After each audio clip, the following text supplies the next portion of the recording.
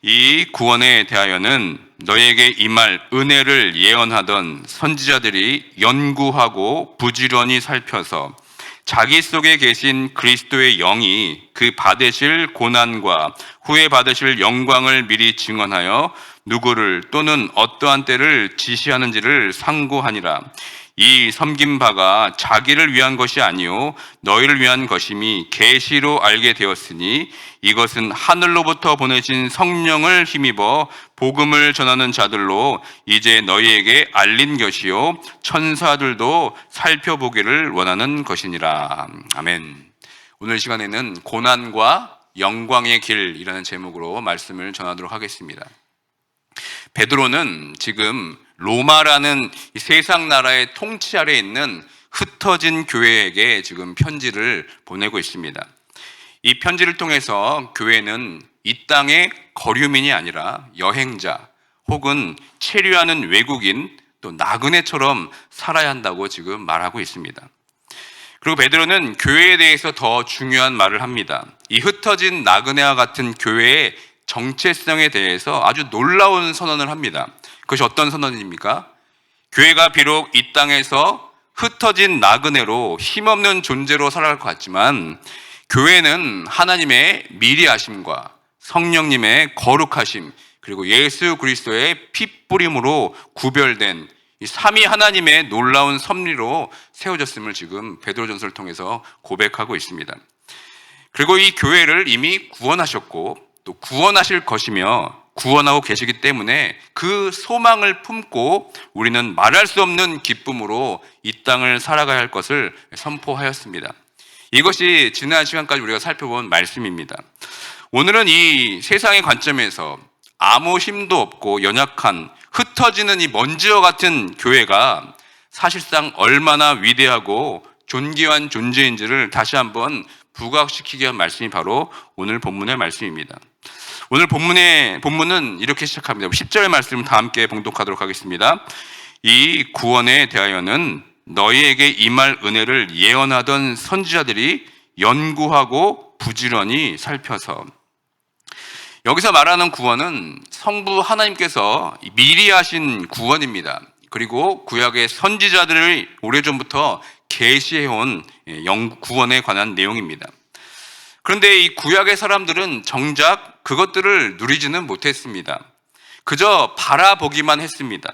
그 구원이 그들이 부지런히 찾았던 큰 하나님의 놀라운 은혜임을 알고 있지만 정작 그들은 그 구원을 온전히 누리지는 못했습니다. 10절에서 연구했다, 이 말은 간절히 찾았다라는 말로 우리가 번역할 수도 있습니다. 이 말은 성경을 상고하기도 했고 하나님께 간절히 구했다라는 뜻도 됩니다. 그러니까 다시 말해 이 하나님의 계시의 말씀을 깊이 연구하고 구약에 계시된 부분이 어떻게 연결되었는지를 꾸준하게 살폈다는 말입니다. 그런데 여러분, 그 이 구원이 어떻게 이루어졌습니까? 바로 예수 그리스도 통해서 이루어졌습니다. 하나님께서는 구약의 오랜 역사를 통해서 일관적으로 이미 수많은 선지자를 통해서 계시하셨습니다. 그리고 점진적으로 드러내셨습니다. 예수 그리스도의 십자가, 부활, 승천, 그리고 우리에게 성령을 보내주셔서 교회를 세우셨습니다. 그리고 다시 오시겠다고 말씀하셨습니다.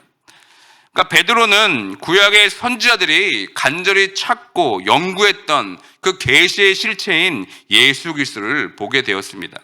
그리고 그 예수 그리스도의 능력이 성령의 역사로 말미암아 자신에게도 임했습니다. 그리고 그 계시의 절정인 이 종말의 때를 베드로는 바라보면서 구약에서부터 계시하셨던 일관적이고 점진적인 은혜가 더욱더 기대가 된 것입니다. 베드로에게는 그것은 이전과는 비교할 수 없는 황홀한 은혜였고 기쁨이었습니다. 그 은혜를 지금 이 흩어진 나그네와 같은 교회에 나누고자 지금 이 편지를 쓰고 있는 겁니다. 그러므로 구원의 소망을 바라보는 성도들이 모인 이 공동체의 교회는 베드로가 경험했고 누렸고 바라던 그 은혜를 꿈꾸며 나아가야 합니다. 그렇기 때문에 교회는 늘 미래를 향해 나아가야 합니다. 이 첫 번째 세상의 소망을 두고 만족할 것이 아니라 앞으로 맞게 될 이 두 번째 세상을 바라보면서 우리는 전진해야 합니다. 이미 예수 그리스도로 시작되었고 앞으로 완전하게 회복시켜 주실 의와 거룩한 화평에 거하는 그 하나님 나라를 바라보면서 지금과는 비교할 수도 없는 영광스러운 나라를 꿈꾸며 나아가야 합니다. 그 꿈과 소망이 있을 때 우리는 이 땅에 거류하는 정착민이 아니라 흩어진 나그네로서 하나님 나라의 순례 여정을 온전히 걸어갈 수 있게 됩니다. 성경은 끊임없이 우리가 가야 할 그 목적지에 어떠한 영광이 우리를 기다리고 있는지 끊임없이 말하고 있습니다. 그것이 우리의 가장 큰 소망이 되어야 한다고 말하고 있습니다. 교회는 그 영원한 하나님 나라를 꿈꾸게 해줘야 됩니다. 그러므로 교회는 이렇게 외쳐야 됩니다. 사랑하는 성도 여러분, 우리에게는 영원한 목적지가 있습니다. 그것을 향해 우리는 달려가야 합니다. 혹시 세상 속에 살면서 하나님 나라가 아닌 세상 나라에 눈길을 두고 계십니까? 이 세상이 너무 좋아서 거기에 안주하고 싶은 마음이 있으십니까? 사랑하는 성도 여러분, 여러분의 시선을 다시 하나님 나라에 두시길 바랍니다. 그 하늘나라 소망을 품으며 살아가야 합니다 라고 계속해서 외치는 것이 바로 교회가 되어야 합니다.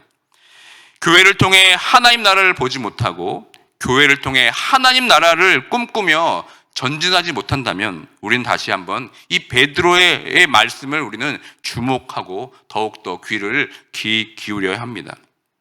그러면 교회는 하나님께서 우리에게 약속해 주신 그 황홀한 목적지를 끊임없이 보여주어야 합니다.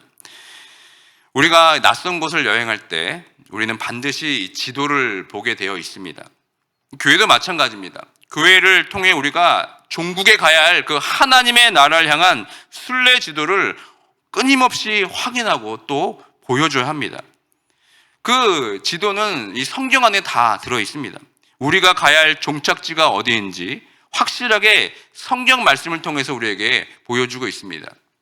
그런데 여러분, 문제가 무엇입니까? 그 계시의 말씀들이 성경에 다 나와 있고 그것을 우리가 교회가 계속 보여주려고 애쓰고 있지만 그 하나님 나라보다는 이 세상 나라가 너무나 좋기 때문에 그 지도를 자세히 보려고 하지 않습니다. 본다 하더라도 자신에게만 필요한 것을 본다는 것이 문제인 겁니다. 몇 년 전에 한국에 가보니까 휴게소마다 꼭 들려야 할 맛집의 지도가 있는 걸 제가 본 적이 있습니다. 그 지도에 보면 전국 휴게소의 맛집 리스트를 한눈에 볼 수 있도록 만들어 놓았습니다. 그러니까 자신이 가야 할 목적지를 가는 동안 그때 꼭 들려야 하는 휴게소 맛집을 지도를 통해서 잘 안내해 주었습니다. 그러니까 예를 들어 서울에서 출발해서 최종 목적지가 부산이라면 이 경부 고속도로를 통해서 쭉 달려야 합니다. 그런데 그만 이 휴게소 맛집에 정신이 팔려서 이 돼지 김치찌개를 잘하는 맛집 때문에 부산과는 정반대인 목포로 간다고 여러분 생각해 보시길 바랍니다. 추어탕을 먹기 위해서 부산과도 상관없는 남원으로 간다면 여러분 어떻겠습니까? 그러니까 자신이 가야 할 목적지를 잃어버리고 엉뚱한 이 맛집만 쫓아서 돌아다니다 보면 정작 이 여행의 목적을 잊어버리게 됩니다. 왜 이 길을 가야만 하는지 그 목적과 이유를 상실하기까지도 합니다. 혹시 우리가 지금 걸어가고 있는 이 하늘나라를 향한 순례 여정이 혹시 그렇지는 않습니까? 나는 지금 어디로 가야 하는지 또 어떻게 가야 하는지 그 목적을 잃어버리고 살고 있지는 않습니까? 그렇게 순례 여정의 목적과 이유를 상실한 교회와 성도들 위해 지금 베드로는 우리에게 지금 지도 한 장을 보여주고 있는 겁니다. 우리가 어떻게 이 여행길을 떠나게 되었는지, 또 우리는 어디로 가야 하는지, 그리고 그 길을 누가 인도하는지 등등 자세한 내용이 있는 지도를 지금 우리 손에 쥐어주게 된 겁니다. 그런데 여러분, 그 지도를 보니까 조그만 소제목이 이렇게 적혀져 있습니다. 그리스도와 그리스도의 고난, 그리고 그 후에 올 영광. 다 함께 우리 11절의 말씀을 함께 읽도록 하겠습니다. 자기 속에 계신 그리스도의 영이 그 받으실 고난과 후에 받으실 영광을 미리 증언하여 누구를 또는 어떠한 때를 지시하는지 상고하니라. 베드로는 우리에게 그 지도를 한 장 주면서 우리에게 그 길을 가려면 그리스도의 고난의 길에 참여할 수밖에 없다고 말합니다. 그러나 그것이 끝이 아니죠. 그 후에 맞게 될 영광의 길이 있다고 우리에게 지금 말해주고 있습니다. 그러니까 우리가 가야 할 마지막 종착지인 하늘나라의 순례길을 이 세상에서 우리가 걷다 보면은 우리는 고난의 길을 걸을 수밖에 없고, 또 그 고난의 그 터널을 통과한 후에 맞게 되는 영광의 길을 우리는 마주하게 될 것이라고 지금 말씀하고 있습니다. 예수 그리스도의 십자가의 고통 뒤에 찬란한 부활의 영광을 맞이하듯이 우리도 그 길을 따라서 걷다 보면 그 고난과 영광의 길에 우리는 들어올 수밖에 없다고 말하는 겁니다. 이 고난과 이 영광은 베드로전서에서 계속해서 드러나는 아주 중요한 주제입니다. 우리가 베드로전서를 올바르게 읽었다면 우리 머릿속에 남아야 할 단어는 이 고난과 영광입니다. 베드로도 베드로전서에서 자신을 어떻게 소개합니까? 다 함께 베드로전서 5장 1절의 말씀을 우리 한번 찾아서 읽어보도록 하겠습니다. 베드로전서 5장 1절의 말씀 다 함께 봉독합니다. 너희 중 장로들에게 권하노니 나는 함께 장로된 자요 그리스도의 고난의 증인이요 나타날 영광에 참여할 자니라. 아멘. 베드로는 자신을 그리스도의 고난의 증인이고 앞으로 나타날 영광에 참여할 자라고 소개하고 있습니다. 그리고 마지막에 베드로가 이 땅의 교회들을 어떻게 축복합니까? 베드로전서 5장 10절의 말씀을 다시 한번 찾아서 읽어보도록 합니다. 베드로전서 5장 10절의 말씀입니다. 읽겠습니다. 모든 은혜의 하나님 곧 그리스도 안에서 너희를 부르사 자기의 영원한 영광에 들어가게 하신 이가 잠깐 고난을 당한 너희를 친히 온전하게 하시며 굳건하게 하시며 강하게 하시며 터를 견고하게 하시리라. 아멘. 하나님께서 잠깐 고난을 받는 교회를 그분의 영원한 영광에 들어가게 하실 것이라고 지금 확신하면서 축복하고 있습니다. 사랑하는 성도 여러분, 이 길이 바로 이 고난과 영광의 길이 우리가 걸어가야 할 길입니다. 고난과 영광의 길로 우리는 나아가야 합니다. 그런데 우리가 가야 할 이 고난과 이 영광의 길을 가야 하겠다고 우리 머릿속으로는 다 잘 알고 있습니다. 그러나 한편으로는 이 한 단어가 마음에 걸리지 않습니까? 고난과 영광, 이 두 단어를 보면은 이 고난이라는 단어에 우리 마음이 좀 더 쓰이지 않습니까? 고난 뒤에 아무리 큰 영광이 기다린다고 수없이 말하지만 그 영광보다는 이 고난에 우리의 시선이 고정되어 있지는 않습니까? 그리스도의 고난과 그 후에 올 영광, 이 표현은 베드로전서 전체를 관통하는 아주 핵심적인 키워드입니다. 우리가 이 땅에서 하늘나라의 순례 여정을 걸어갈 때 꼭 맞닥뜨리게 되는 것이 바로 고난과 영광입니다. 이것은 동전의 양면과도 같습니다. 이 고난과 영광은 분리가 되지 않습니다. 고난 없는 영광 없고 영광 없는 고난이 없는 겁니다. 그리스도께서 이미 이 십자가의 고난의 길을 통해서 하늘에 이르셨습니다. 바로 이것이 교회의 목적지입니다.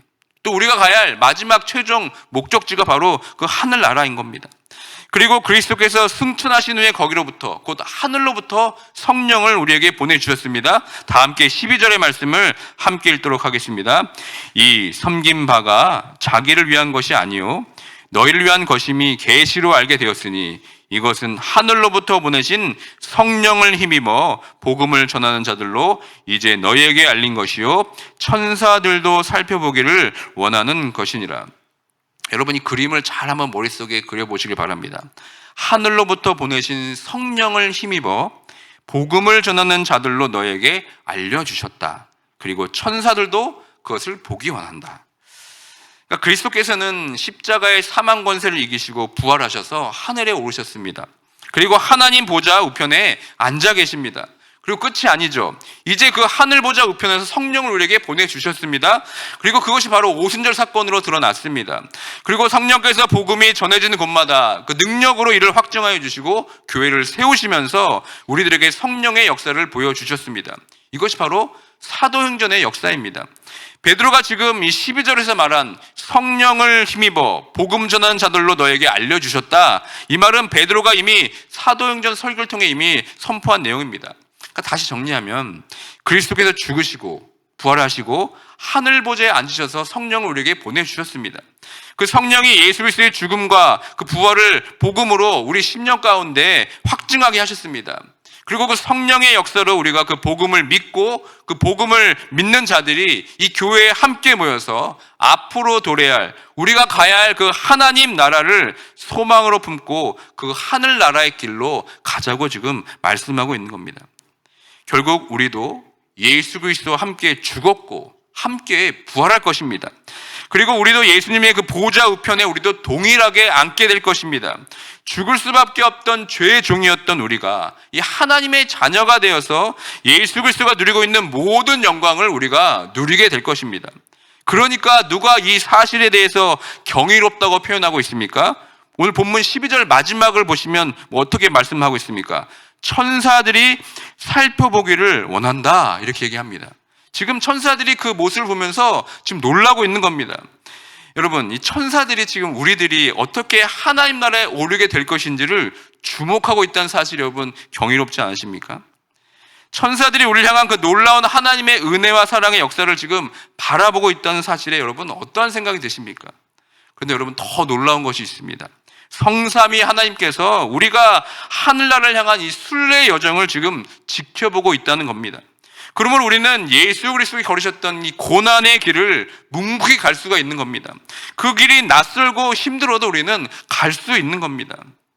우리가 여기까지 온 것도 수많은 그 믿음의 조상들과 선배들이 이 그 길을 묵묵히 걸으면서 잘 닦아 놓았기 때문에 우리가 여기까지 온 것입니다.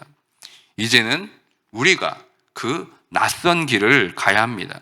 세상의 길이 아닌 예수 그리스도께서 걸으셨던 그 길을 우리는 걸어가야 합니다. 혹시 내가 이 땅에서 걸어가고 있는 길이 너무나 쉽고 평탄한 길은 아닙니까?